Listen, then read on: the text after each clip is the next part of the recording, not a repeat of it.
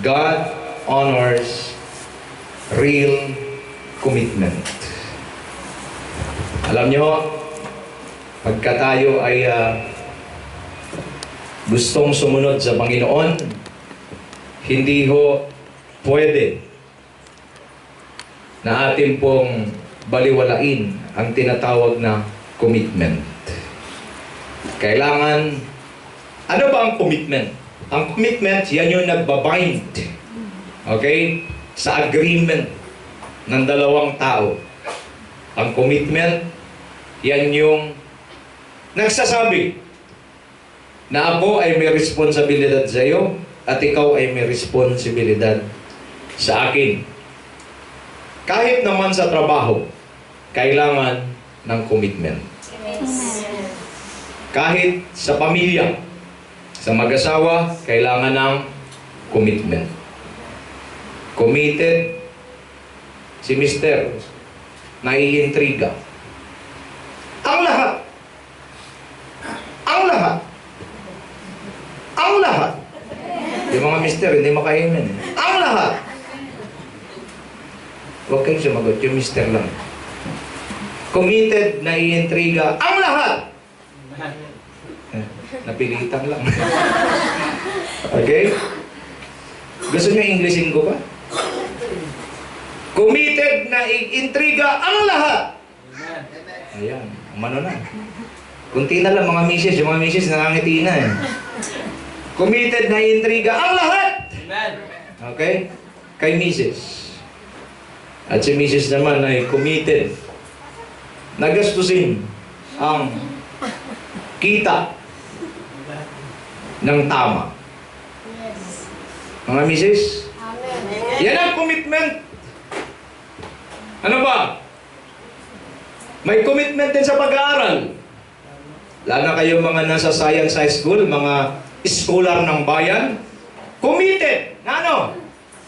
Na magbigay, mag-aaral na mabuti at magbigay ng napakagandang grades at karangalan sa inyong eskwelahan. Yan ang commitment. If you fail to do your commitment, tsugi ka. Tama? Hahatulang ka at sasabihin sa'yo, last year mo na ito. Okay? Kahit naman sa ating pamahalaan sa Taguig, hinihingan kayo ng grades, di ba? Pag ikaw ay nagbigay ng mababang grado, wawarningan ka. At pag sa susunod, mababa pa rin ang grado mo, tsugi ka na. Ganun lang. Kailangan, if you want to maintain a good standing, if you want to maintain a good relationship, then do your commitment. Ibig sabihin, maging committed tayo doon sa nire-require sa atin. Kahit naman sa church, kailangan din yung commitment. Lalo na sa church, pag tayo nagtrabaho rito, wala naman ng sweldo, libre lahat. Yes. Tama? Amen. Pero, umaasa lang po kami ni Lord sa inyong commitment. Pag kayo nagsabing dumating, umaasa kami ni Lord na dumating kayo. Pag hindi kayo nakarating, tapos na. Dapat, commitment. Pag sinasabi niya naman, Pastor, darating ka ba? Hanggat kaya, darating. Bakit? Commitment. Nandiyan pa ba kayo? Yes. Now, our God is a God of commitment. Amen. He honors real commitment. Nung sinabi niya kay Abraham, ibibless kita. Ang iyong magiging anak ay kasing dami ng bituin at kasing dami ng buhangin sa tabing dagat. At ang sabi niya, nations will be blessed through you. Commitment ni Lord. Now, nung nawala si Abraham, ang mga Israelita dumami. Amen. But still, kahit sa kanilang katigasan ng ulo, hindi sila ni Lord pinuksa. Bakit? Commitment ni Lord yun kay Abraham. Amen. Diyan kayo? Kaya si Lord mismo, committed siya na Diyos. Now, samahan niyo po ako sa inyong mga Bible. Medyo magbasa tayo ng mahaba-haba ngayon. Para ho makuha natin ang buong kwento regarding commitment. If you have your Bibles with you, please open with me in the book of Daniel, chapter 3. Ang Daniel ho ay matatagpuan po yan pagkatapos ng Ezekiel, bago po mag-Hosea. Isaiah, Jeremiah, Lamentation, Ezekiel, Daniel. Okay ho? Gusto ko pong basahin ito sa sariling wika natin. Okay, sa Tagalog. Daniel chapter 3. I hope and pray that today, yung commitment natin ay ma-renew kay Lord. Okay? Pag nandyan na po kayo, sabihin po natin Amen. Amen. Daniel chapter 3. Okay? Ito po ang sabi. Titigil na lang ho ako Okay? Si Haring Nabukadnezar ay nagpagawa ng rebultong ginto na 27 metro ang taas at may 3 metro naman ang lapad. Ipinatayo niya ito sa kapatagan ng Dura na sa lalawigan ng Babylonia. Yung pong 27 meters is equivalent to 90 feet. Okay? 90 feet. Pure gold ho yun. Hindi yun sa Taguig Yun o, pure na gold. Okay? Yung image. Pagkatapos ipinatawag niya mga pinuno ng mga rehiyon. Mga pinuno ng mga hukbo, mga gobernador ng mga lalawigan, mga tagapayo, mga taga-ingat yaman, mga hukbo, mga maestrado at iba pang mga pinuno sa kaharian para sa pagtatalaga ng nasasabing rebulto. Verse 3. Nang nasa harap na sila sa rebultong, malakas na ipinahayag ng tagapagbalita. Iniutos sa lahat ng tao mula sa lahat ng bansa at wika na lumuhod at sumamba sa rebultong ipinagawa ni Haring Nabukadnezar. Sa sandaling marinig ang tunog ng tambuli, plauta, lira, sitar, alpa at iba pang mga instrumento. Sino mang hindi sumunod sa utos na ito ay ihahagis agad sa naglalagablab na pugon. Verse 7. Daniel 3 verse 7. Nang marinig na ito ng mga tao ang tunog ng mga instrumento, agad silang lumuhod at sumamba sa rebultong ginto na ipinagawa ni Haring Nabukadnezar. Verse 8. Sinamantala ito ng ilang mga mamamayan ng Babylonia upang paratangan ng mga Hudyo. Sinabi nila kay Haring Nabukadnezar, "Mabuhay ang mahal na hari! Inuutos po ninyo na lumuhod at sumamba sa inyong rebultong ginto ang sinumang makarinig ng tugtog ng instrumento." 11. Ang sinumang hindi sumunod ay ihahagi sa naglalagablab na pugon. Ito po yung fiery furnace, yung lutuan ng pandesal. Okay, yung pugon. Hindi po sumusunod sa utos ninyo si Shadrach, Meshach at Abednego. Mga Hudyong inilagay ninyo bilang mga tagapamahala sa Babylonia. Hindi po sila naglilingkod sa inyong Diyos ni sumasamba ay pinagawa ninyong rebultong ginto.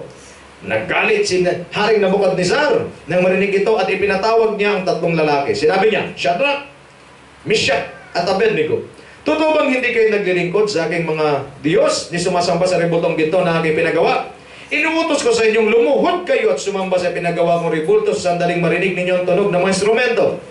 Kung hindi, ipahahagis ko kayo sa naglalagablab ng pugon. Sa palagay ba ninyo'y may Diyos na makapagliligtas sa inyo mula sa aking kapangyarihan? Sinabi ni Shadrach, Meshach at Abednego, "Mahal na Haring Nabukadnezar, wala po kaming masasabi sa inyo tungkol sa bagay na ito. Gawin ninyo kung iyan ang gusto ninyo. Ang Diyos na aming pinaglilingkuran, ang magliligtas sa amin sa naglalagablab na apoy at mula sa inyong kapangyarihan. Kung hindi man niya, ito matindi, kung hindi man niya kami iligtas, hindi pa rin kami maglilingkod sa inyong mga Diyos ni sumamba sa rebultong ginto na ginawa ninyo." 19. Namula ang mukha ni Haring Nabukadnezar sa tindi ng galit kina Shadrach, Meshach at Abednego. Kaya inutos niyang painitin pa ng 7 ulit ang pugon. Grabe ito. Mainit na yung pugon. Sa inis niya, 7 times pa niyang ininit. Mukhang hindi pandesal ang plano nito. Mukhang tutong ang plano nito. 20. Inutusan din niya ang ilan sa mga pinakamalakas niyang kawal na gapusin. Ginapos pa. Sina Shadrach, Meshach at Abednego at ihagi sa naglalagablab na pugon. Ginapos nga nila nang hindi na inalis ang damit, ang panloob at panlabas, turbante at iba pang nakasuot sa kanila. At inihagi sila sa naglalagablab na pugon, sa naglalagablab na apoy. Dahil sa mahigpit ang utos ng hari na patindihin ang init ng pugon, makinig kayo, lumabas ang apoy. Kaya nasunog at namatay ang mga kawal na nagdala kina Shadrach, Meshach at Abednego. Samantala, nakagapos pa rin na bumagsak sa naglalagablab na apoy ang tatlong kabataan. Abay, naihagis nga. Pagkasabi sa katabi mo, naihagis. Okay? Nagtaka at biglang napatindig si Haring Nabukadnezar at itinanong sa kanyang mga tagapayo, hindi ba tatlo lamang ang inihagis sa apoy? Opo, kamahalan, sagot nila. Bakit apat ang nakita ko? Walang gapos at naglalakad sa gitna ng apoy nang hindi nasusunog. At ang tingin ko sa ikaapat ay parang anak ng Diyos. Ilang hinagis? Pero ang naglalakad sa apoy, hallelujah. At ang sabi ang isa doon, parang anak ng Diyos. Abay, nakita niya na si Jesus noong pa. Yes. Nandiyan ba kayo? Amen. 26. Lumapit si Haring Nabukadnezar sa mga bunganga, sa may bunganga ng pugon. Sinabi niya, lumabas kayo riyan at halika kayo rito. Shadrach, Meshach at Abednego, mga lingkod ng kataas-taasang Diyos. May pambihira. Itinapon niya. Nung nakita niyang hindi nasunog, sinabi niya, mga lingkod ng kataas-taasang Diyos. Lumabas nga sila, tatlo mula sa pugon. At lumapit sa kanila ang lahat ng mga pinuno ng karyan, mga osisero. Lumapit. Tiningnan nilang mabuti ang mga ito, ngunit wala man lamang makitang bakas ng apoy sa katawan ng tatlo. Hindi nasunog ni bahagya ang kanilang buhok at ang kanilang kasuotan. Hindi rin sila nag-amoy usok. Walang kamay mga tao dito. Hindi ba? Pag naroon sa apoy, amoy usok agad. Ito wala. Yung apoy naging perfume yata.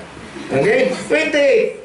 Dahil dito, sinabi ng hari, makinig kayo mabuti ha, yung haring hindi naniwala sa Diyos, yung haring nagtayo ng sariling rebulto, pure gold, 90 feet, anong sabi niya? Sinabi ng hari, purihin ang Diyos ni sa Shadrach, Meshach at Abednego.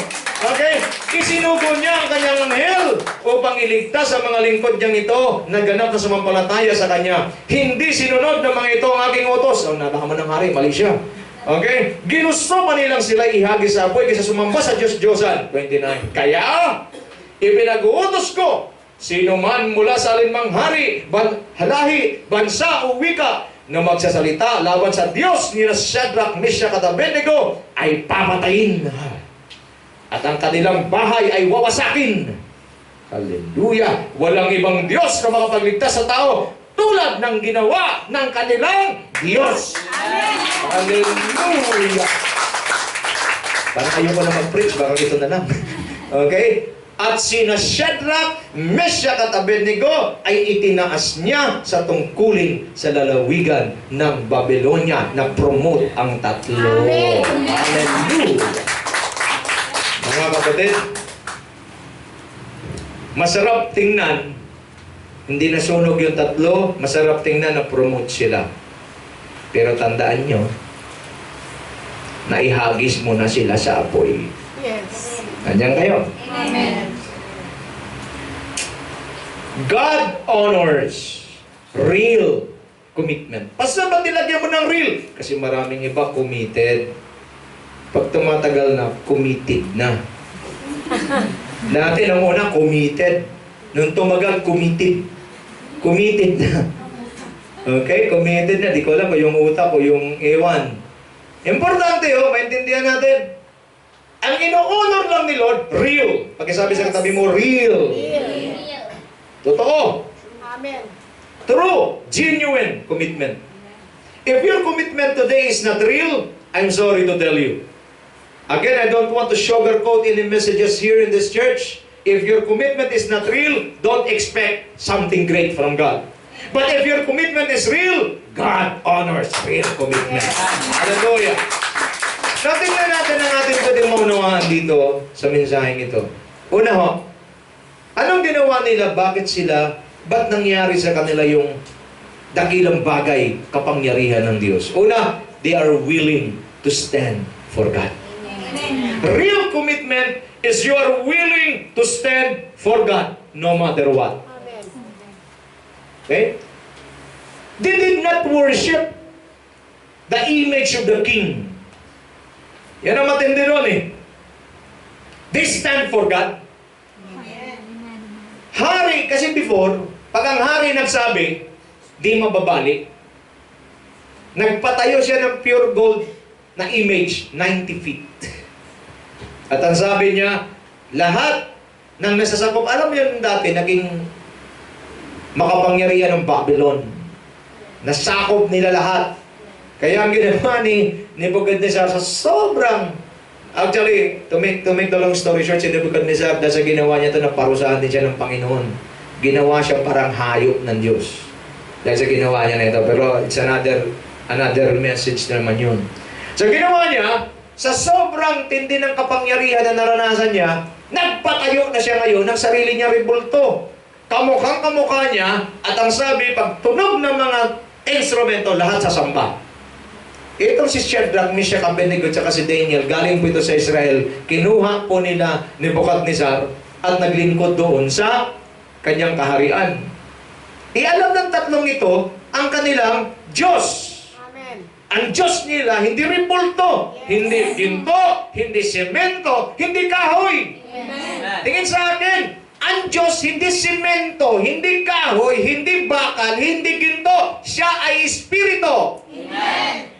Yun ang kanilang pinanindigan. So they take their stand before God. Alam mo, sabi nila, mahal na hari, hindi po kami sasamba. Noon pa po kasi uso na yung chucho. Diyan kayo? Kaya wag na ako kayo magtaka.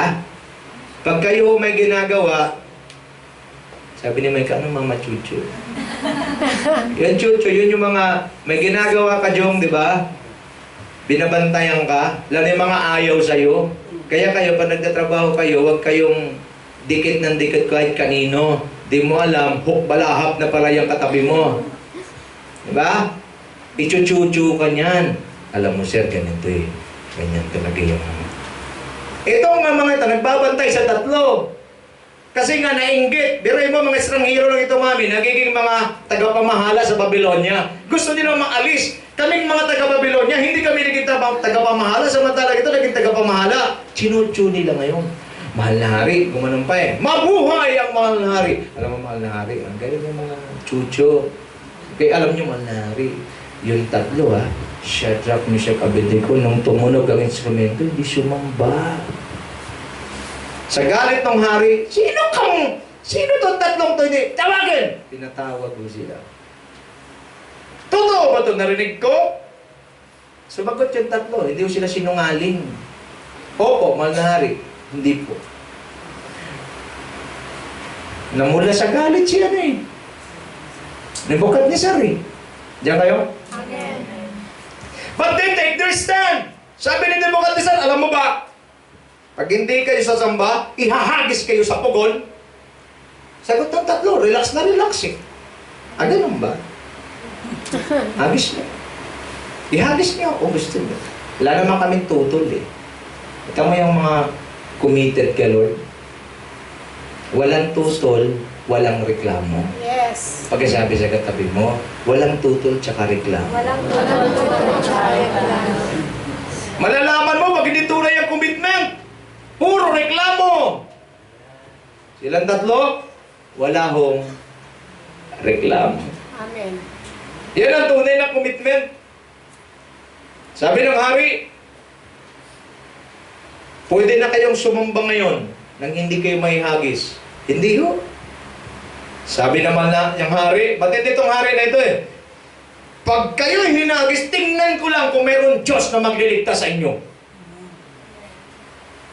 Ang maliit ng hari, di niya iniisip, naririnig siya ng Diyos. At tingnan natin, sige. Alam mo, sagot ng tatlo, kung gusto ko sagot nila eh. Sige, mahal na hari, gawin niyo. Kung iniligtas man kami ng Diyos namin, okay, fine. Kung hindi, okay rin, basta hindi pa rin kami sasamba. What a commitment. Yes. Diyan kayo? Hindi katulad sa atin ngayon. Lord! Susunod ako, Lord, sa'yo! Pag wala ng pamasahe, Lord! Alam mo man, Lord, wala din ko pamasahe, Lord. Dito naman ko, Lord. Ang may commitment, pagkasabi sa katabi mo, may papa. Maglalakad ka? Alam niyo ako, na ako po'y binata pa. Nahiya kasi ako manghingi sa mga kapatiran ng pamasahe. Ang church po namin ay magsisimula ng 9:30. 7 pa lang, naglalakad na ako. At habang naglalakad ako, natuwa siguro ang Diyos, mayroong mga naglalagari ng mga tricycle. Naawa din. Shh! Diyan ka. Taas. Sabay ka na. Wala naman akong libre mo yan, syempre.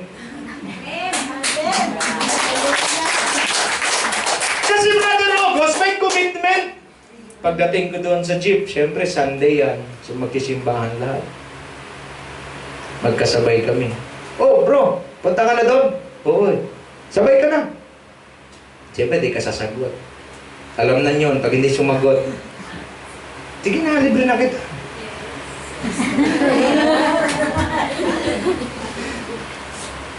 So, wala akong pera pupunta sa church. Hindi na rin ako umuwi. Doon na rin ako titira. Uwi ako na alas 8 ng umaga, nandun na ako, alas 10 ng gabi na ako uwi. Ang problema na naman, wala na naman masahe pa uwi. Nag-aabang ako ng mga masabayan. May dumating na dump truck. Sabi ko, bakit? Pwede pong makisabay? Ipuno na kami dito sa unahan. May mga pahinante. Pwede yung sa likod. Sige, kung kaya mo. Ay, doon ako nakahiga ako sa graba. Ay, napaka. Kita mo yung may commitment? Ang sarap ng mga bituin. Napakagandang tingin. Hoy, saan ka? Sa bikutan lang. Kaya pagbaba sa bikutan, kunting pagpag. Baba uli, lakad uli. Pagdating doon, meron na naman mga kasabay. Ang tagal kong ginawa yun. But God honor it. Amen. Hallelujah! So, they are willing to stand for God. How can we take our stand for God?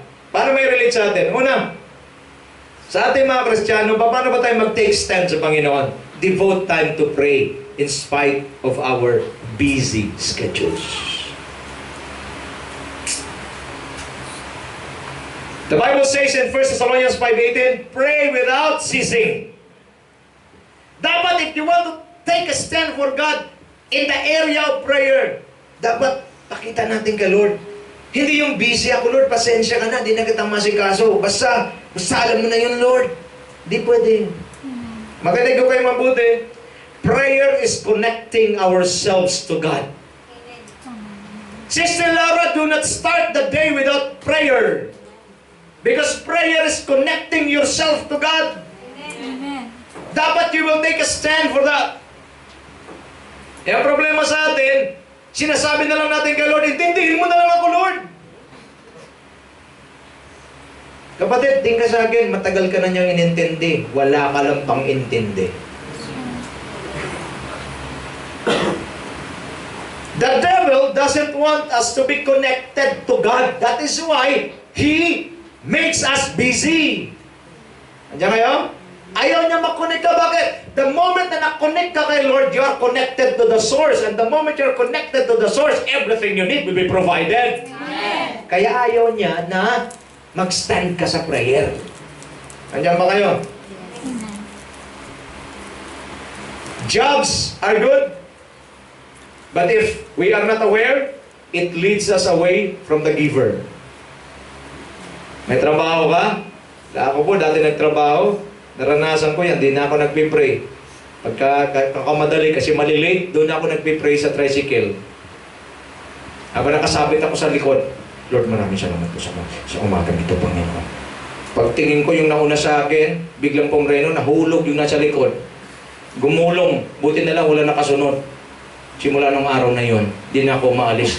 Di na ako sa tricycle nagpipray. Baka may mahulog ako.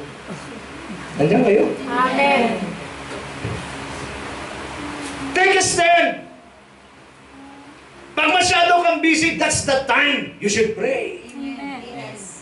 Do not let your busyness eat you, but rather conquer your busyness through prayer. Amen. Alam niyo si Martin Luther? Napalagi ko nga sinasabi, Jong, pag siya po ay masyadong busy, lang sinimulan niya na yung palagi na siyang speaker, napaka-busy niya. In-interview ko siya. Sir, paano nyo na-cope up yung inyong schedule? Napaka-busy mong tao. Alam mo sagot niya? The more I got busy, I spend 3 hours in prayer. Sabi niya, sinasara ko yung door ko, nilalagyan ko ng do not disturb praying. Baliktad tayo! The more na busy, wala na tayong oras sa prayer. Si Martin Luther, iba. The more na busy, the more na nag-spend siya ng time sa prayer. 3 hours! Alam mo nangyari? Ang lakas ng kanyang spiritual life. Namatay siya na talagang malapit sa Panginoon. Tanong ko sa inyo ngayong umaga, have you take your stand in the area of prayer? O talagang sinasabi niya, Lord, intindihin mo na lang ako? Huwag niyo kong gamitin yung patalastas, ha? Lord, gani, maintindihan mo ko. Hindi si Lord magkasabi, sige, kiportahan kita. Hindi niya gagawin yun. Baka batok pa, abutin mo. That is why, dahil because we lack prayer, ano nangyayari? Madalas tayong napupunta sa pugon. Pagkatanong ang katabi mo, kumusta ang prayer life mo? Ano, mukhang ICU, di ba? Nakita mo ICU? Pupugak-pugak. Okay? Tingin sa akin, kailan tinatamad ang Kristiyano mag-pray? Pag ang kanyang prayer nadidelay. Ganyan kayo. Di ba? Pag nadidelay sagot sa prayer mo, tinatamad ka na mag-pray. But I want you to know, the moment na yung sagot sa prayer mo nadidelay, that's the time you should take a stand for God. Stand for God. Push in the Spirit. Like the widow in the Bible, she didn't stop until she got the justice that she needed. Push also means pray until something happens. Handa kayo? Handa ba kayo? Mamites hanggang wala pa nangyari sa prayer mo, keep on praying. Do not stop. As long as you have breath. Think sa akin. Huwag ko kayo manghinawa pag nanalangin kayo sa Diyos. Kasi ang inyong tinatawagan hindi simento, hindi bato, hindi kahoy. Yes. Siya ho ay Diyos na buhay. Amen. At pag may prayer ka sa Kanya, imposibleng hindi niya sasagutin. At imposible man yan, kaya niyang sagutin dahil siya ang Diyos na mga imposible. Amen. Sige ba? Hallelujah!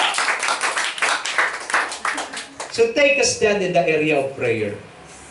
Naku, sobra kayong busy, gumising kayo ng madaling araw para lang manalangin. Huwag niyong gawing katwiran yan. Di ako makapag-pray. Kasi Meshach, Shadrach, at Abednego, apoy nga, kamatayan eh. They take their stand. They took their stand. Pangalawa, devote time in the area of meditating God's Word. Don't be satisfied with nonsense reasoning. God understands that you are over-fatigued in your job. It's okay with Him for you not to read the Bible. Alam mo yung walang kwentang katwiran ng mga Kristiyano? Di na kasi ako nakapagbasa ng Bible, Pastor. Bakit? Pagod na ako sa trabaho. Kaya di na ako nakapagbasa ng Bible ko. Yung iba naman walang trabaho, di pa rin nakapagbasa.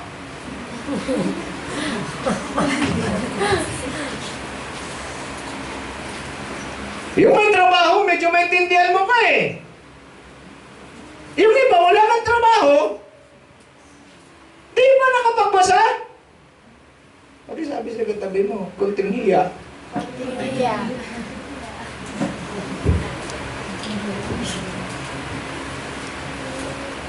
Take a stand for God. The more you are tired, tingin sa akin, the more you are tired, the more you must show Him your love and commitment through reading and meditating His Word. Amen. Kung kailan ka pagod, doon ka dapat lalong mag-aral ng salita ng Diyos. Bakit ang salita ng Diyos? Kalakasan natin. Amen. Pero yung walang trabaho, tapos pagod pa, tawag dyan tamad. Di bali ng tamad daw kasi hindi naman pagod. Hindi ko maintindihan yung ganyang katwiran. Dahil pag tamad, palaging pagod. Joshua 1:8, meditate His Word, the book of the law, day and night. Psalms chapter 1, whatever the person who meditates the Word of God day and night does, prospers. Amen. Gusto nyo maging prosperous? I said, gusto nyo maging prosperous? Read and meditate God's Word day and night. God's Word is food for our soul. Nandiyan ba kayo? Ang salita ng Diyos, pagkain ng ating kaluluwa. Take a stand! Ipaglaban mo! Huwag kang pumayag, di ka makapag-aral, makapagbasa ng salita ng Diyos isang araw! Amen. Bakit pagkain niya ng kaluluwa mo? Tingin kayo sa akin, ba't kayo napapakahirap magtrabaho? Bakit? Di ba? Dahil pambilin yung pagkain. Pagkain, di ba? Tama? Amen.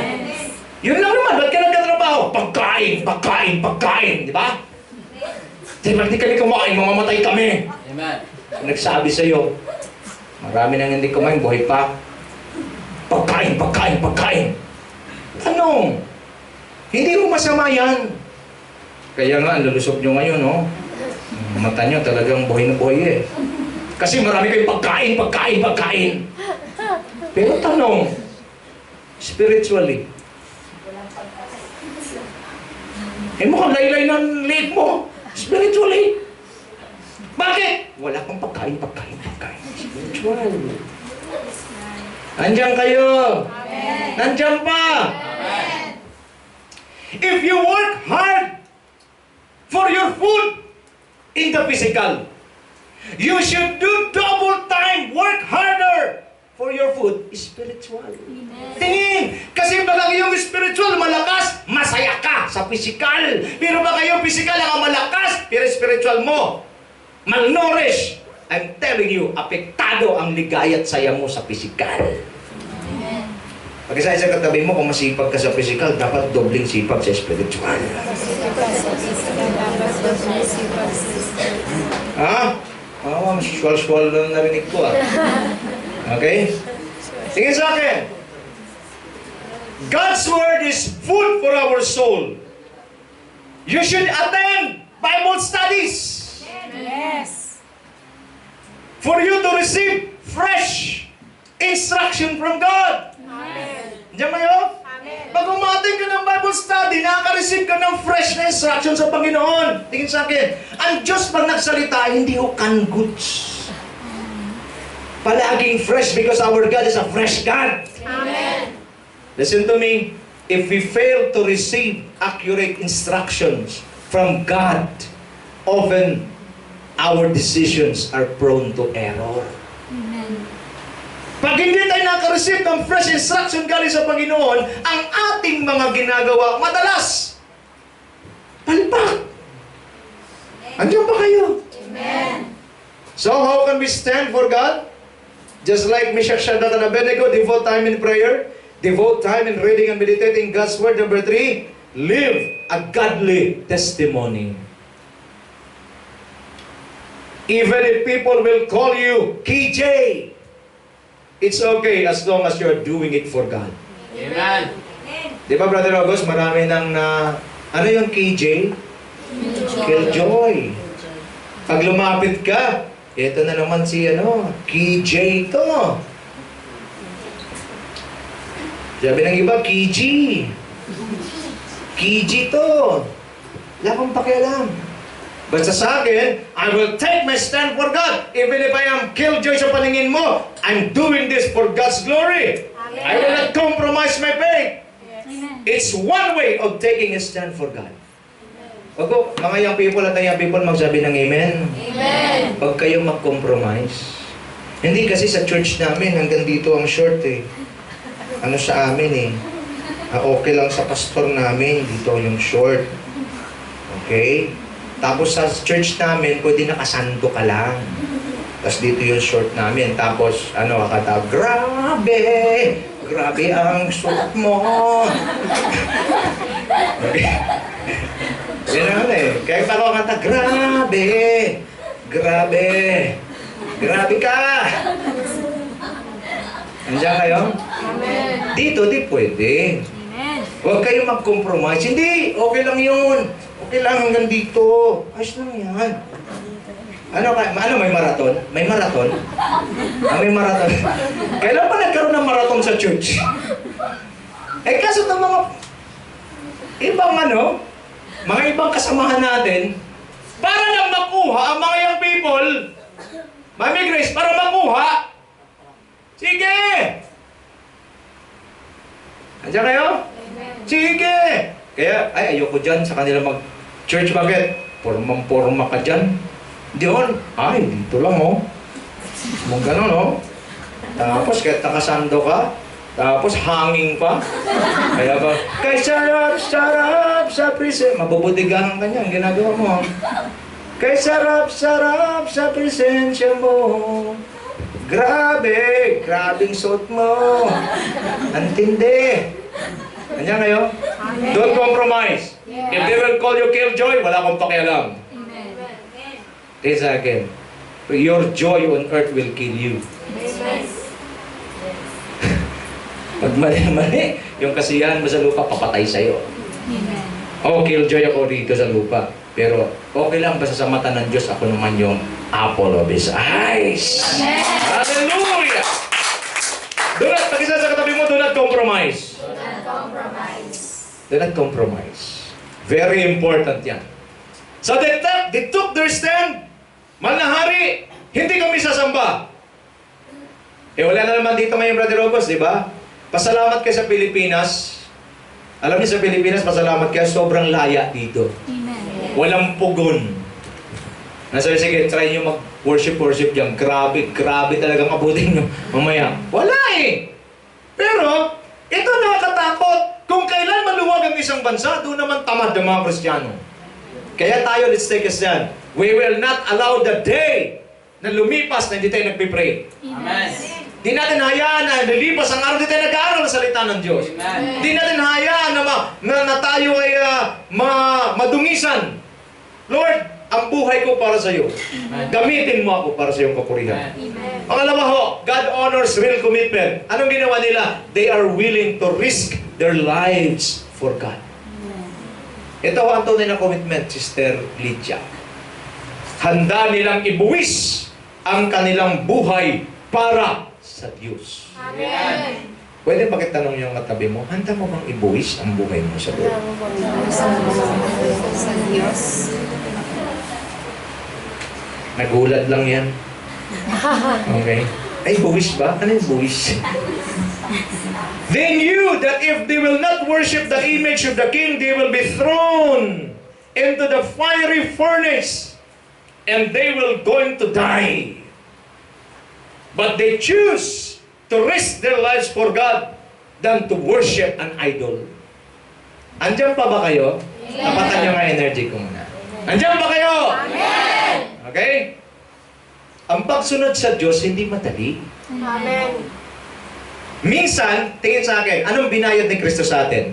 Buhay. Anong ini-expect mong balik mo sa Kanya? Buhay. Humina, di ba? Anong binayad ni Kristo? Buhay! Ano in-expect mo balik sa Kanya? Buhay. Kasi malamang, alanganin ka eh. Ulitin natin, hindi ko kayo iwanan dito. Anong binigay ni Kristo sa atin para maligtas tayo? Buhay! Ano in-expect mong ibabalik mo sa Kanya? Buhay. Nox. Ano, ha? Buhay! Sige, hingin niya buhay mo ngayong umaga. Bibigay mo? Patay! Diyan kayo. Alam mo, maraming mga Kristiyano talaga. Dispalinghado eh. Ano binigay? Buhay! Ano yung binigay mo? Buhay! Bigay mo ba ngayon? Patay! Muna lang. Okay? Willing silang i-risk ang kanilang buhay sa Panginoon than to risk their life in the punishment of God. Okay lang, Haring Nebukadnezar, maparusahan mo kami, mapatay mo kami, okay lang, kaysa mamatay kami sa kamay ng Diyos na buhay. Amen. Because the moment you worship an idol, what will going to happen? Exodus chapter 20, sabi na Lord, ako lang ang Diyos na nagligtas sa inyo sa Israel, wala nang ibang Diyos maliban sa akin, ang sino man sumamba sa Diyos, Diyos ang red bulto o larawan, parurusahan ko ang masay ka-apat na salinlahi, ayaw nila. Kaya sabi nila, kung mamatay na hindi sumamba sa Diyos-Diyosan, as long na na-honor namin ang Diyos sa buhay, okay lang. Kesa sumamba sa Diyos-Diyosan at manganganib sa kamay ng Diyos. Tingin sa akin, okay lang manganib sa kamay ng tao, wag lang sa kamay ng Diyos. Amen. Ano sabi ng Diyos? Huwag niyong katakutan ang pumamatay ng katawan. Mas matakot kayo sa kayang pumatay ng katawan at kayo magtambog ng iyong espiritu o kaluluwa sa impyerno. Sino siya? Diyos. Amen. Mas katakutan natin ang Diyos kaysa tao. Yan ang kanilang ginawa. How can we relate this to our lives? Tingin po sa akin. May risk ba talaga sa pagiging Kristiyano? Kapatid, kung totoo kang Kristiyano, meron. Amen. Tutuloy ko ba ito? Amen. Kung totoo kang Kristiyano, maraming risks. Pero kung dispalingado kang Kristiyano, enjoy ang life. Meron ho mga nagtuturo ngayon. Okay lang uminom. Basta wag lang maglasing.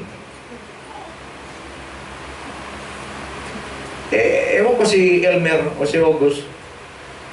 Ako kasi manginginom dati. Ang isang case, Jong, di naman nagsisimula yan sa isang case kaagad. Hindi bote pa muna. Baso muna yan. Agay. Tama ba? Mga, gusto mo talaga mga manginginom, talagang hindi halatag mo ka, ha? Sige, ako na lang. Ako, sarilinin ko na. Di ba baso muna yan? Ayun, yung manginginom siya. Baso muna yan! Pagka... Ganun pa ang simula yan eh.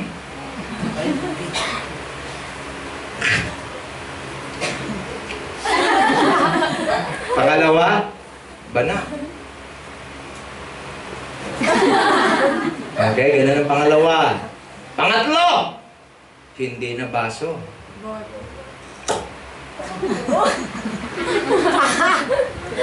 Pangapat, hindi na ganun.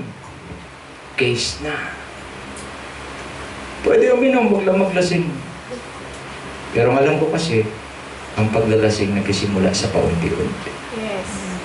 At pag naging adik ka na sa alak, suka pa! Yan ang masisira ang buhay mo. Amen. Pagkasabi sa katabi mo, alam kong hindi ikaw yun. Amen.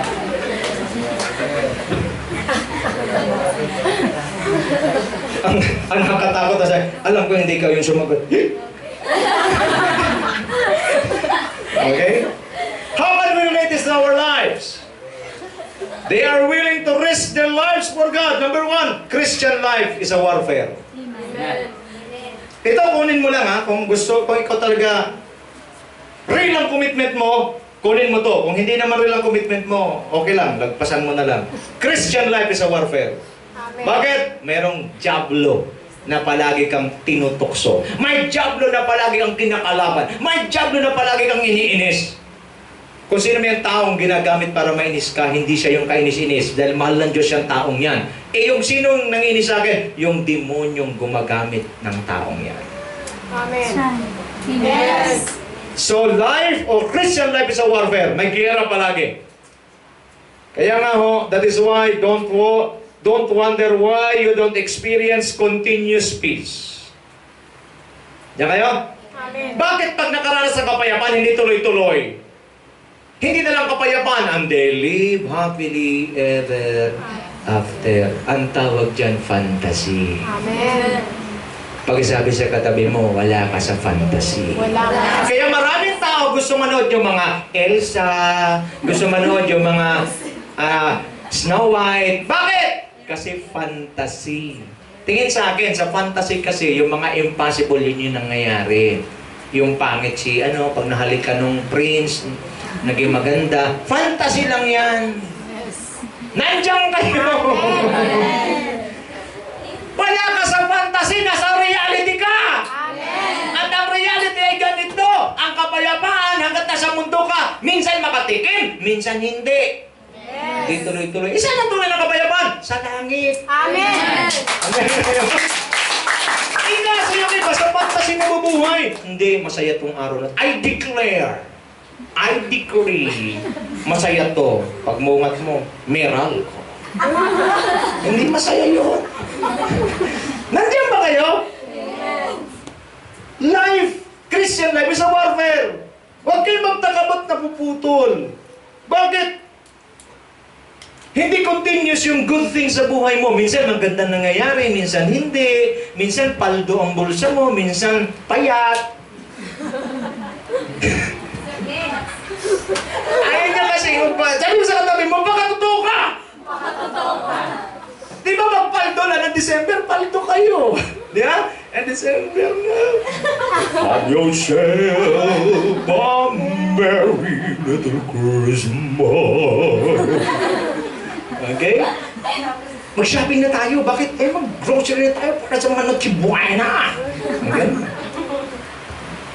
Pero pagpayat ang bulsa mo, bakit pumayat?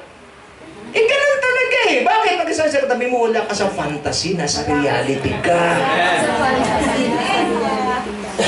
Maraming Kristiyano nasa fantasy. Hindi na mauubos ang pera ko. Sino may sabi? Tingka sa akin. Ito reality. Reality. Mahirap kitain ng pera. Madaling gastusin. Amen. Reality? Ang fantasy ganito. Sumeldo ka. Ang dami mo na nabiling damit, hindi na bawasan ang pera mo. Fantasy yan. Nandiyan ka. Ang kasaya sa katabi mo, huwag kang mabuhay sa fantasy. Mabuhay ka sa reality. Listen to me! Life is a war. There is no peace in the midst of war. Tama? Walang kapayapaan sa gitna ng giyera. But what is present is in the battle? Confusion. What is present during the battle? Frustrations. Nandyan yan. Bahagi ng buhay yan. Ayaw niyang pag-usapan to, di ba? Ayaw niyang pag-usapan. Alam ko, ayaw niyang pag-usapan to. Kaso kailangan natin mabuhay sa realidad. Amen. Malusog ka ngayon. Bukas singot-singot ka. Bakit? Sipon ni. Lalo ng December. O, bigyan ko na kayo ng ano. Tama tong ginagawa ko. Talian nyo na yung inyong mga medyo ang dating mo ay Koreano. Bakit? Magdi-December na. Uso na yung sipon tsaka ubo. Andiyan ba kayo? O, inunahan ko na kayo. Pag sisingot-singot kayo rito, realidad yan. The Bible instructed us to be strong in the Lord. In every warfare, in every battle in life, God wants us to be strong in Him, Amen. not with our own strength. Yes. Why? Because the strength from God will enable you to overcome. Amen. Palapakan natin si Lord ngayon, Marco. Ano pa? Para natin maintindihan ito, bakit kailangan mag-resist ng buhay? Because life is full of challenges. Pagkasabi sa katabi mo, maraming hamon ng buhay. John 16:33, anong sabi? In this world, si Kristo may sabi nito, in this world you shall have tribulation. But be in a good cheer, I have already overcome the world. Hallelujah. Ano mga challenge sa atin? Spiritual, emotional, physical, financial. Needs are always arising. As long as we are here on earth. Are you there? Amen. Lahat ng kailangan palaging lumalabas. Bakit? Hanggat nandito ka sa mundo ito, because this world is not perfect. Yes. Life in this world is not perfect. Amen. Do you believe in this? Amen.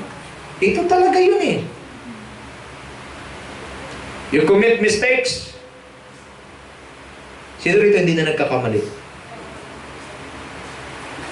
Lahat ba dito nagkakamali? Amen. Yan ang challenge.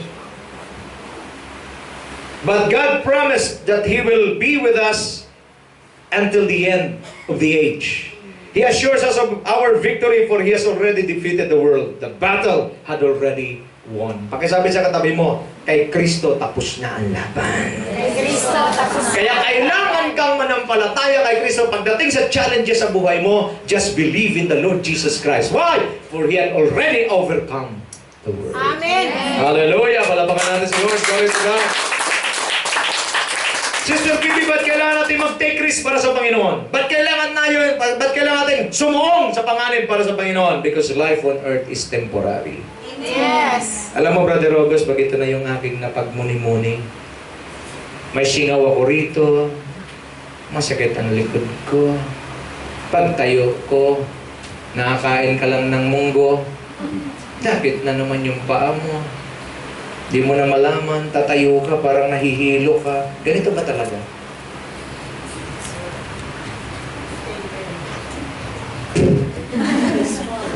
May nag-confirm sa likod. Tama ba? Yung bang pagtatayo ka, di ka na makatagal. Parang, kailangan ko na kumupo. Samantalang dati, ng mga 20s ka, ano pa man eh? Wow! Kumakanon ka pa eh. Ngayon, iba na eh. Pag natayo ka, Diyos, akin naman yung upuan. Bakit? Kailangan mo na umupo. Ba't ganon? Andyan yung, pag minsan, pag tumayo ka, pag tiningnan mo yung mga bilihin, dati ang bigas 23. Ngayon, 52. Nakakahilo. Ang daming nagbago. But good thing, Lord, I will still follow. In spite of all the changes of this world, I will still follow. Why? Because all the things in this world, even my life, is just temporary. Amen. Tingin sa akin, kung meron ka pinagdadaanan, gusto ko sabihin sa iyo, pagkasabi sa katabi mo, lilipas din yan. Kasi lahat ng temporary lumilipas. Hallelujah! Palapakan natin si Lord. Brother August, kung temporary lang lahat, anong kailangan mong gagawin? Commit yourself to the Lord 100%. Amen. Okay? Temporary lang to eh. Kaya ang ginagawa ko ngayon, Sister Laura, pag sumakit ang paa ko, sabi ni Cora, inuman mo na yan. Hindi, damhin ko muna. Bakit? Temporary lang to. Pag nalulungkot ako ng konti, ano ba yan? Tigilan na yan. Hindi, damhin ko muna. Bakit temporary lang kalungkutan na to? Mamimiss mo rin to. Bakit sa langit wala nang lungkot? Nandiyan ba kayo? Tingin ka sa akin, pag tama na yung pananaw mo, yung problema, ninanamnam mo. Hindi nyo ko naintindihan. Pag sumagat ang paa ko, Brother Boy, masarap rin pala ito. Dahil pagdating sa langit, wala nang sakit. Amen. Pagdating sa langit, wala kang may kwento. Nung kumain ako ng munggo, bumilog yung paa ko eh. Bumilog eh. Ang sakit, di mo may ahapa. Yun pala yun. Di, tinesting ko eh. Sabi kasi ng iba, pag kumain ka ng munggo, hindi raw sa sakit. Sinubukan ko eh, kumain ako 2 munggo. Tapos eh. Kaya inirekomenda ko, kung kayo merong mga makapal na yung acid, uric acid sa paa mo, tigil mo na yung kamungguhan mo. Bakit? May paglalagyan ka. Okay? Main na ba ng gizzard? Yung gizzard, ayan. Balon-balunan? Bumalon eh. Okay? Pag isa sa katabi mo, tigilan mo na yung dapat tigilan.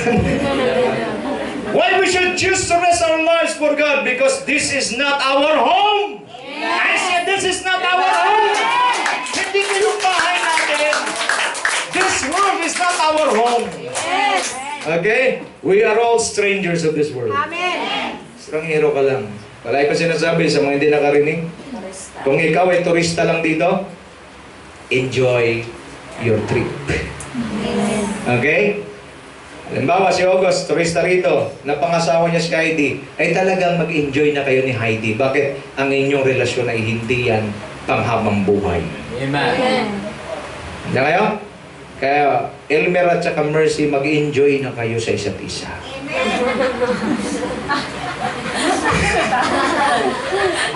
Tingin ka sa akin. Hindi ko maintindihan sa mga mag-asawa. Nagsasama. Pagkatapos ang hinahanap yung negative sa bawat isa. Yung negative ang hinahanap. Ikaw na pang lakas mong umilik. Ikaw na pang lakas. Shhh! Mag-asawa, nakikinig sa akin.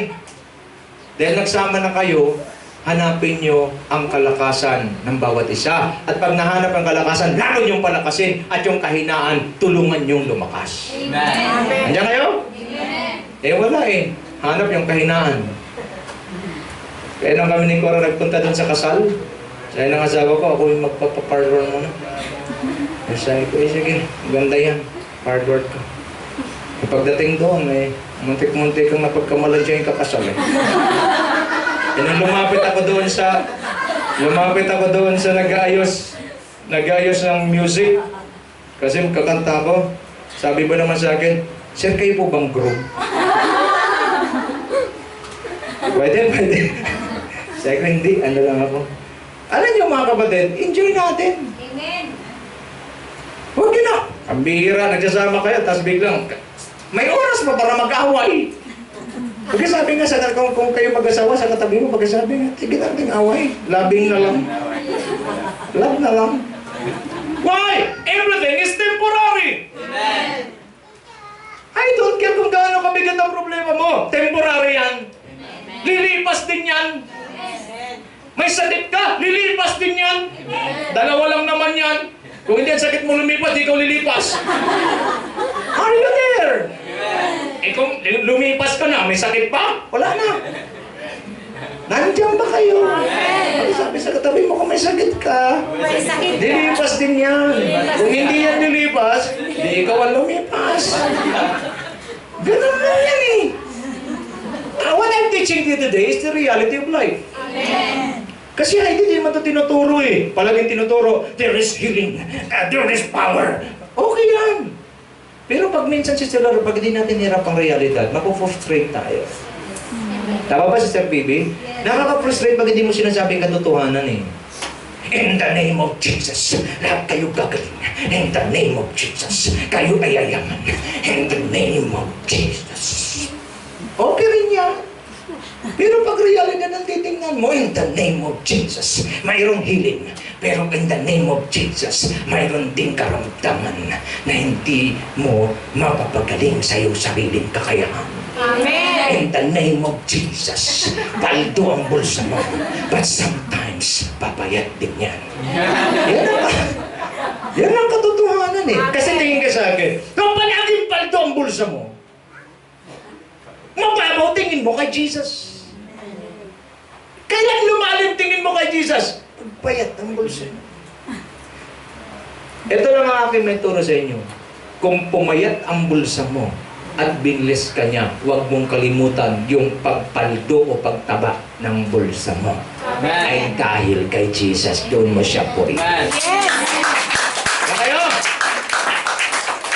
That is why whatever challenges, attacks, or problems that you have right now, all of them are temporary. Lilipas din yan. Amen. Let's pay the price and the pain of sufferings in order for us to achieve our eternal inheritance. Worldly things are temporary. Heavenly things are eternal. Amen. Itong ginagawa mo ngayong umaga. Kapatid, nandito ko ngayong umaga, ito ang eternal. Amen. Ang sabong temporary.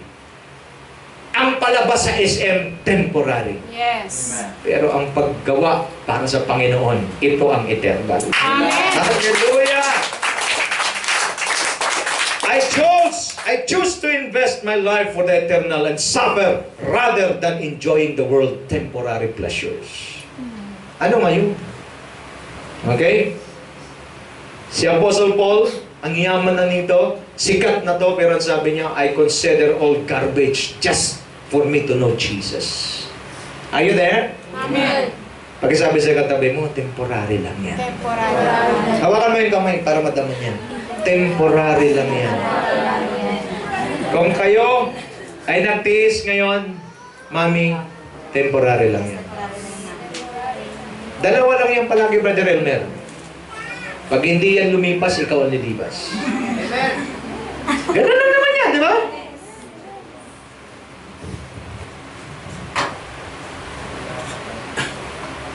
Harapin natin ang mensahe head on! Amen. Huwag kayong padaplis-daplis! Head on! Kung sinong pabagsak, di bumagsak! Nandiyan kayo? Amen. Basta harapin mo lang! Kasi hanggat hindi mo hinarap ang katotohanan, hindi mo maintindihan. Ako lingkod ng Diyos, nagkakasakit. Ano ngayon? Titigil na ako? Hindi. Lilipas din to. Amen. Lilipas din to. Nandiyan kayo? Lilipas din to eh. Nakailang singaw na ako. Lumipas din naman. Nandiyan ba kayo? Yan ang totoo eh. Nagkakaproblema sa pamilya? Mayroon talaga eh. Sino ba naman hindi Sinong pamilya dito ni minsan hindi nagkakaroon ng problema? Taas ang ilong. Ba't ilong, pastor? Kasi alam ko wala eh. Lahat ng pamilya nagkakaproblema. Pero ang importante, dapat naintindihan mo, temporary lang yan. Amen. Kaya nga, ang gaan-gaan harapin ng buhay. Bakit? Temporary lang lahat to eh. Are you there? Yes. Huwag ganun. Ang dami kasi sa atin, sentimento pa eh.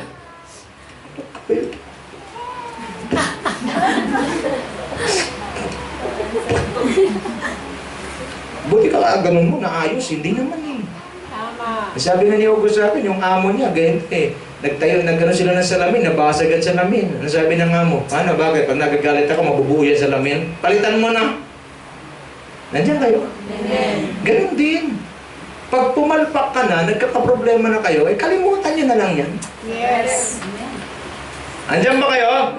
Madalas tayo ganito eh. Hindi ko talaga makalimutan.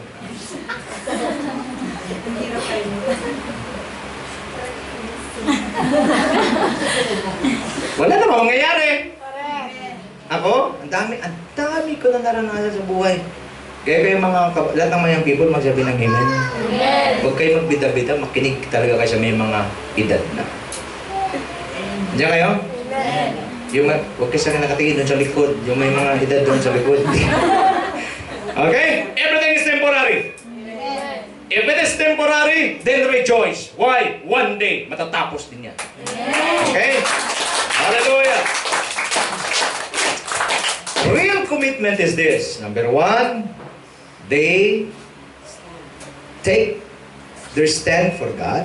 They are willing to stand for God. Number two, they are willing to take risk or to risk their lives for God. Then number three, they trust God no matter what. Amen. Ito matindi. Alam mo, Michael, sabi ni Lord, sabi ni Nebuchadnezzar, John, so, matigas kayong tatlo. Ang sabi sa Bible, namula sa galit si Nebuchadnezzar. Alam niyo mga kapatid, tingin sa akin, pag ang hari, ganito kasi yan eh. Ang hari merong cupbearer. Halimbawa, John, gusto niya ng kape. Ikaw yung cupbearer. Titingin ako sa mukha mo. O, inumin mo muna. Iinumin mo yung kape. Bakit ako nakatingin sa'yo? Dahil marami kasi nagtatangka sa buhay ng hari dati. Yung cupbearer, yun magtatry. Ngayon, pag may lason yun, nung naggawa ng kape, ngisay ka. Nakuha. So, hindi ko muna titingnan niyang kukunin. Hindi. Kaya pag yung cupbearer hindi nakangiti, pwedeng ipapatay ng hari. Amen. Ganong kalupit. Ito, namula ang hari sa galit. Iyo nga lang makita na kasimangot yung cupbearer, pinapatay niya na. Ito, namula sa galit. Anong sabi niya? Ginalit niyo ako, painitin ng 7 beses yung pugon. Pugon lang yon. Dahil sa sobrang init, lumabas na yung apoy sa pugon. 7 times. Pero sabi rito, they trust God no matter what. Amen. Ang ginawa, tinawag yung mga malalaking katawan sa palasyo at tinalian. Hindi na inalis yung mga turban, hindi na inalis yung damit, tinalian sila diretso. Hinagis sa apoy sa sobrang init ng pugon, pati yung naghagis ng malalaking katawan na matay. Pero tingin kayo sa akin, ang ini-expect kasi natin pagliligtas, yung hindi sila mahagis. Maniwala kayo sa akin, kapatid. Ako po minsan ay nasama doon kay Mayor. Nag-minister kami. Yun yung kasagsagan ng atake sa kanyang administrasyon. ito yung mensahe. Sinabi ko ngayon, may mga pagkakataon i-allow ng Lord na mahagi sa pugon, pero huwag kang mag-alala. Dahil pag nasa loob ka na ng pugon, kasama mo siya. Amen. Pero Brother August, nalungkot ako. Kasi sinaway ako nung isa kong kasamang pastor. Wag, hindi ganun! Kasi ang gusto sabihin, kay ma'am, walang pugon. Nalulungkot ako sa ganun. Sugar-coated ang iyong mensahe. Sasabihin mo walang pugon, nasa pugon na si ma'am! Hindi kayo? Amen. Kaya mayroon talaga na plastic na mga nagmiminsahe. Nasa pugon na si ma'am, sasabihin mo walang pugon! Yan ang kailangan natin mga pangangaral ngayon. Amen. Tanungin ko kayo, naniniwala ko ng healing, naniniwala ko signs and wonders and miracles. Paano ko walang mangyari ngayon? Tutuloy ba kayo? Amen. Kasi ang pinag-uusapan, real commitment. Yes. Sa akin, wala na ngayon eh. When I pray to myself, gumagaling ako, okay na sa akin. Minsan pag pinag-pray ko, hindi gumaling, okay na rin sa akin. Bakit? Di na ako nakabase sa kagalingan, di na ako nakabase sa kapangyarihan, nakabase na lang ako sa commitment ko kay Lord. Amen. Kasi if I commit myself to God, I am sure God is more than committed to help me. Yes. Okay? No matter what, pinainit. Nung tinapon sila, ang sabi sa Bible, dire-diretso sila dyan. Pasok silang tatlo sa naglalagablag na apoy 7 times ang init. Yung naghagis ni Tiya, patay din eh. Sige, kita man, di ba kasi walang puso? Namatay yung kanyang mga sundalo, ito, patay kayo. Ito ngayon nangyari. Shh. Napatalon si King Nebuchadnezzar. Di ba tatlo lang inagis? Yes, opo kamahalan. Mga usitsero, mga chuchu. Tatlo. Eh, bakit apat yung naglalakad? Hallelujah. Pero mo sa gitna ng apoy, naglakad ang tatlo. At kumakanta. Grabe! Nandiyan ba kayo? Tingin sa akin! Dahil temporary nga lang yung buhay natin. Yung problema mo temporary, kung mailagay ka man sa apoy, magtiwala ka lang sa Diyos kahit na anong mangyari. Bakit? Sasamahan ka niya. Tatlo sila. Bakit apat na? At ito pa, kita mo yung hari. At yung isa, mukhang anak ng Diyos. Yes. Diyan kayo. Kapatid, 3 years old na ako ngayon. Sa dami na napagdaanan ko, may mga times gusto ko nang sumuko. Pero sa gitna ng pagsuko ko, doon ko napatunayan.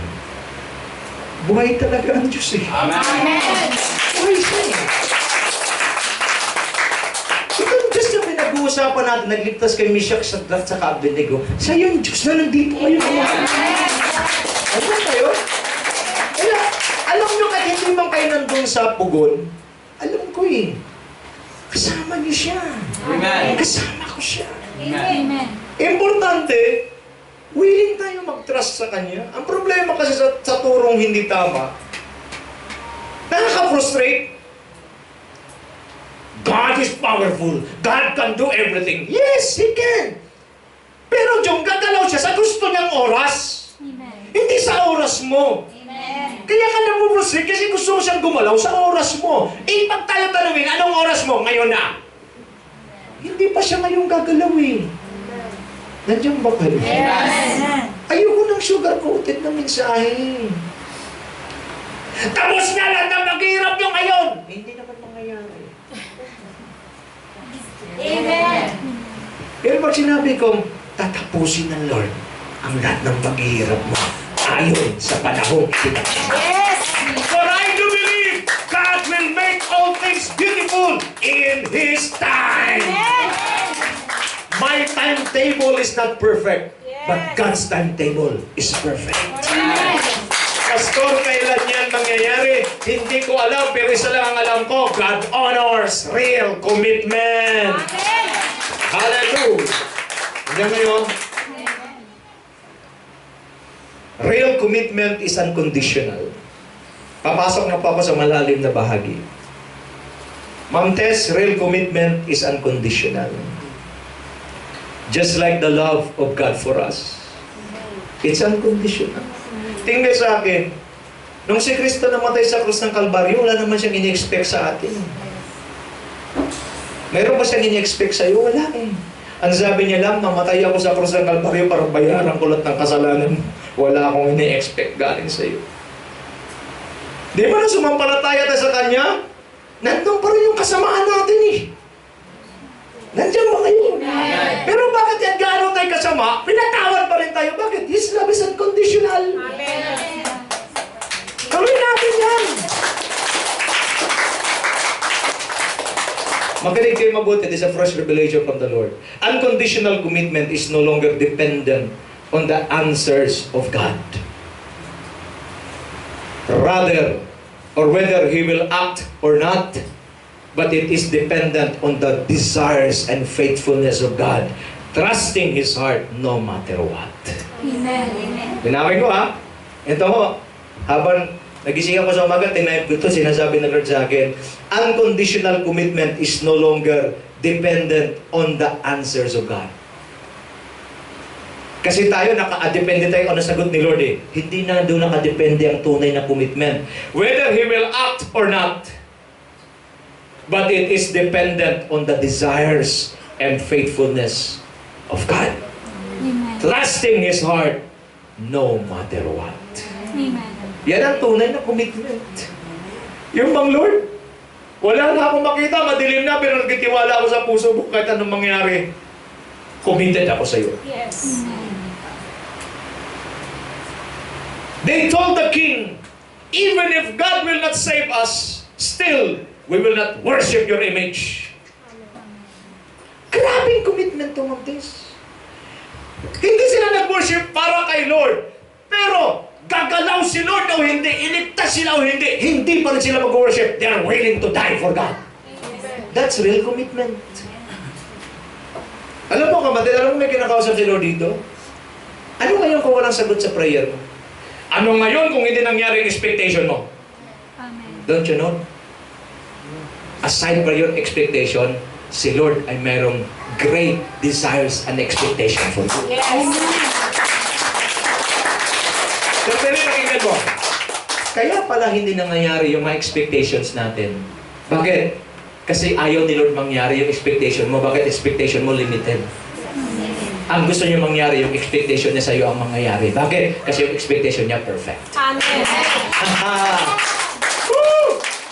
Ngayon, you understand why delays are being experienced by us. Nandiyan pa ba kayo? Amen. Okay? Being committed to God is trusting Him no matter what will be the outcome of that commitment in favor to us or not. Ang real commitment, hindi na yung pinag-usapan, dapat yung resulta pabor sa akin ha. Wala nang ganun. Pumabor o hindi, committed pa rin ako kay Lord. Hallelujah! If God will move, fine. If not, it's okay.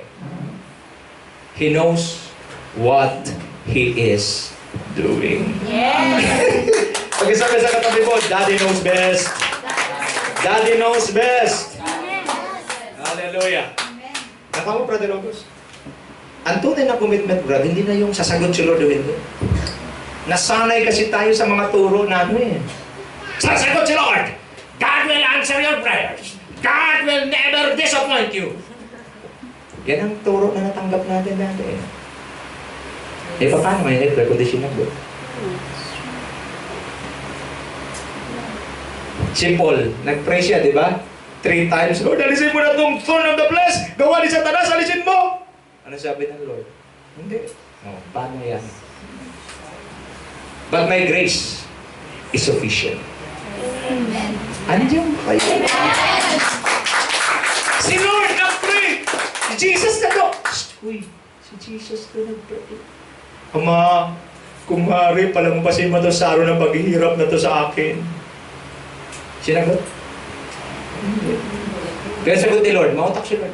Pero hindi ang kalooban ko, kundi ang kalooban mo. Amen. Patay siya eh.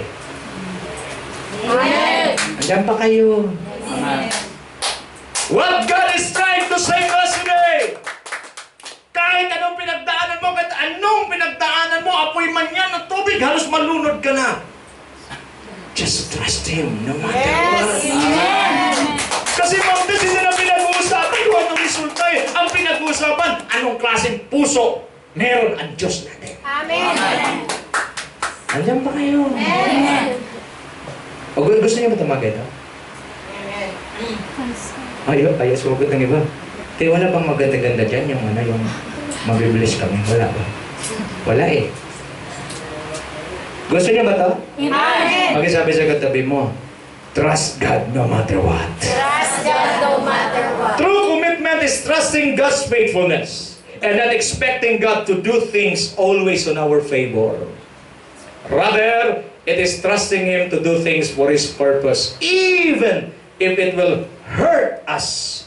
It's fine as long as God fulfill His divine purpose for our lives.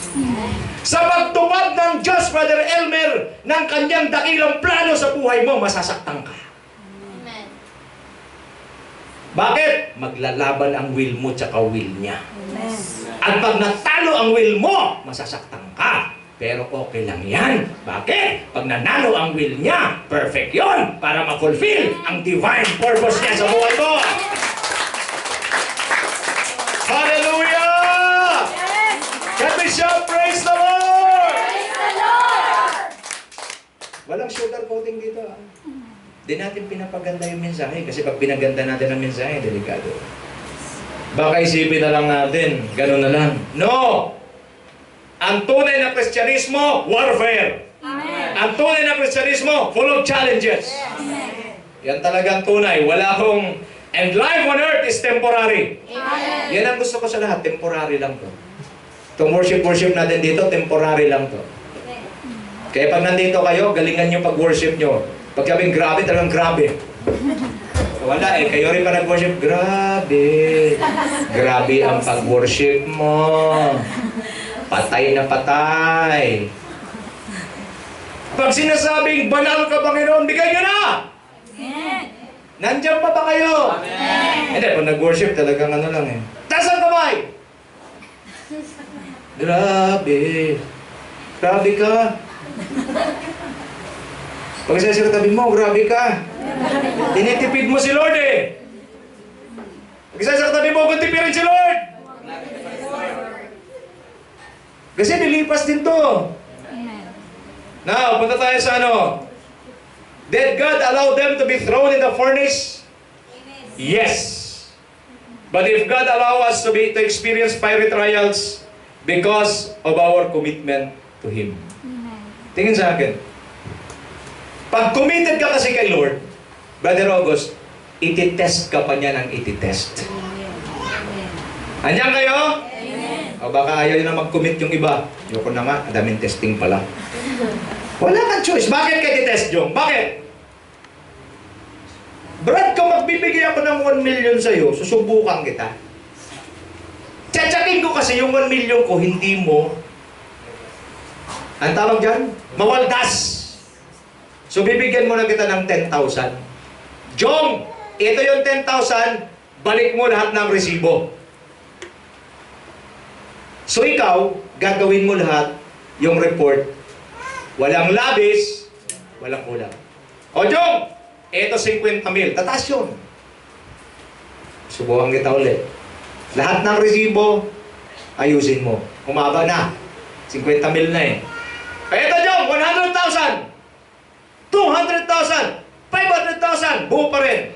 Ito na 1 million. Pero katakot-takot, hirap gumawa ng reimbursement. Ang hirap gumawa ng reporting. Ano ibig sabihin? May challenge talaga eh. Bakit kailangan ng Diyos i-challenge kasi sa Nara? Bakit? Kasi gusto niya mag-entrust na malaking blessing sa'yo. Pero pag hindi ka ready, ang commitment mo disbalingado, hindi niya maibigay. Kaya nga, mayroon talagang hirap sa pagiging Kristiyano eh.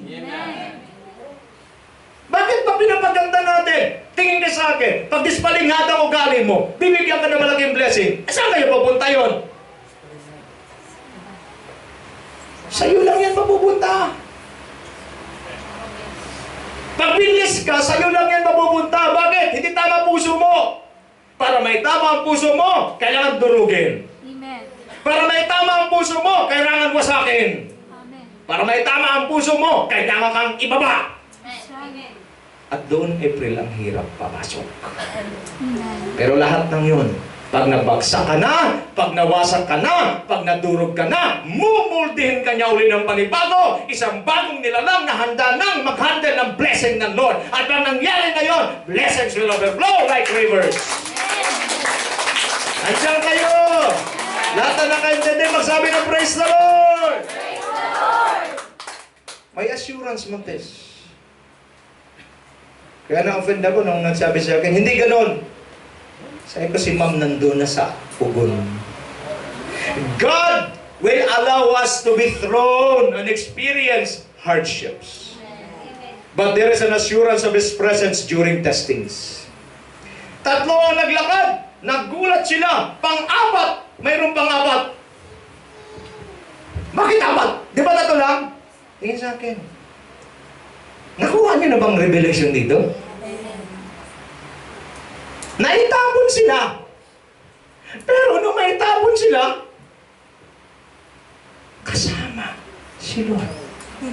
Tingin sa akin, walang bibigyan. Anong pinagdadaanan mo?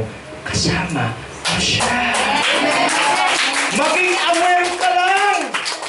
During the testings, pag mong kalimutan, Lord, kasama kita dito. Lord, nandito ka eh. Yun lang ang palagi mo sabihin. At pag yun ang nasa puso at isipan mo, hallelujah. Hallelujah. Listen to me. He is there with us in the midst of trials to assure us that He is in control. Ano pa ho? He is there to protect and comfort us. The king wondered, we only throw 3 persons. Why is it that there are 4 people walking inside the furnace and the other one looks like the Son of God? He is there to prove to us that if we are committed to Him, He is more than committed to us. Amen. Alright? Ano po naging resulta? Punta tayo sa resulta. God honors real commitment. What are the results? Number 1, the king worship and honor their God. Okay? Are you there? Sabi ng king, sasamba kayo, hindi. Sabi ng tatlo, hindi ho. Sabi ng king, tingnan ko lang kung sinong Diyos ang magliligtas sa naglalagablab na apoy na yan. Grabe kaya challenge, ha? Tingnan ko lang kung sinong Diyos ano sa inyo sa apoy na yan. Anong sabi nang makita nila nandun ang Panginoong Jesus kasama, kasi Son of God eh. Anong unang nangyari? The king worship and honor their God. Ang hindi naniniwala, naniwala na! Why? Because our commitment leads people to honor the living and true God. Kaya nga ho, pag committed ka sa Lord, napapapurihan at napaparangalan ang Diyos dahil sa ating commitment sa Kanya. Pangalawa ho, the king ordered to all his kingdom that whoever does not honor and worship the God of Meshach, Shadrach, and Abednego will be put to death. Grabe to, bumaliktad ang sitwasyon. Ang dating hindi pinapaniwalaan na ngayon. Bakit? They have real commitment. Grabe ang order na binigay niya. Patayin ang sino mang hindi sumamba at magbigay galang sa Diyos ni Meshach, Shadrach, at Abednego. Sarap, no? Hindi katulad sa ngayon. Parang hindi mo ito masabi, patayin ang mga Kristiyanong hindi magandang testimony. Hindi mo masabi, patayin ang mga hindi gagalang sa Diyos ng mga Kristiyano. Bakit? Eh wala eh. Yung Kristiyano mukhang dapat patayin eh. Andiyan pa ba kayo? Amen. Because of the real commitment, lumabas ang decree. Di ba napakasarap niya si Laura? Magdidecree si Pinoy. Lahat ng hindi gagalang sa Diyos ng mga Kristiyano, ikukulong ng 20 years. Eh wala eh. Walang gumagalang. Number 3, they got promoted. See, their commitment leads to their promotion. Importante lang talaga, maintindihan natin to eh. Yung commitment, napaka-importante oh. Ano sabi ng hari? Lahat ng hindi sasamba patayin. At dito ang sabi, at sila'y itinaas. Ano ang purpose ng mga chuchu? Para mamatay sila, maalis, para mapalitan nila. Ano nangyari? Na-promote pa. Anong feeling ng mga chuchu? Mas matindi nangyari kay Daniel. Dito ako mag-iyan. Kay Daniel, ang sabi, pag mananalangin daw, ihuhulog sa layon. Hindi kayo? Nahuli na naman si Daniel because nag-take na naman siya ng stand niya sa Panginoon. Hinulog siya doon sa lion's den. Tuwan-tuwa yung mga chuchu. Maraming chuchu naman ba eh. Nang mahulog siya doon, magdamag, ang hari din nakatulog. Kasi mabait si Daniel eh. Inisip ko na lang, ang laking layon yung Brother August. Yung mga layon na yung pinapakain lang. Para ano? Para pinapalaki yun. Para sa termasi, kainin yung mga hindi susunod sa hari. Imagine mo nung gabi si Heidi, binusalan ng angel ng Lord ang mga bibig ng layon. Amen. At inaantok mo si Daniel. Ano sabi ng layon? Mr. Daniel, tama-tama tong pigi ko, parang unan, dito ka na. Na si Daniel naman, pagising sa umaga, nagmamadali yung hari. Daniel! Lingkod ng Diyos na buhay! O, kita mo, napapasamba talaga pati mga hari. Lingkod ng Diyos na buhay, nandiyan ka pa ba? Sumagot eh. Mabuhay ang mahal na hari.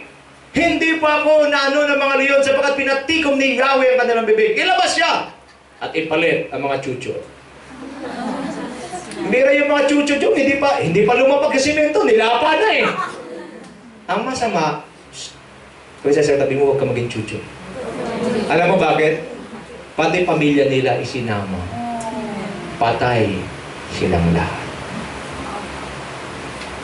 Nandiyan kayo? Amen. Kapatid, they got promoted. What kind of commitment do you have for God? Is it real or conditional? Will you still obey God even without blessings? Will you still obey God even if you are hurting? Have you experienced God's power through your commitment to Him? It's now time to commit ourselves 100% to God and experience His power and plans for our lives. God honors real commitment. Are you willing to commit your life to Him now? Today, if you hear His voice, do not harden your hearts. Tumayo po tayong lahat ngayong umaga. Hallelujah.